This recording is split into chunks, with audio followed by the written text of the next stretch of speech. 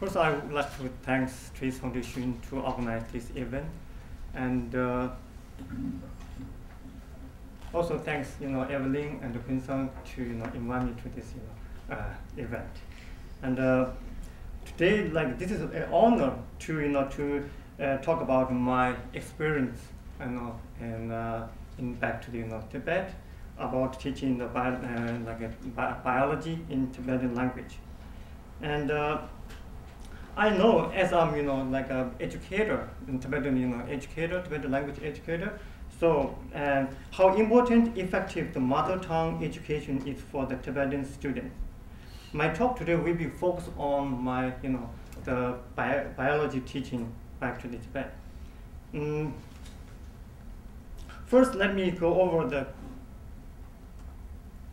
the brief history and practice Tibetan language and science in the education system in Tiara.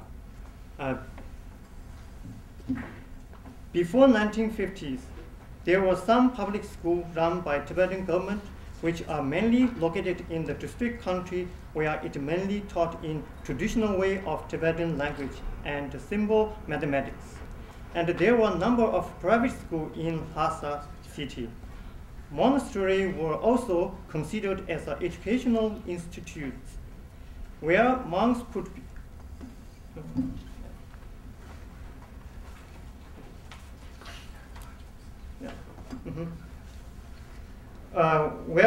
where monks could have access to the study.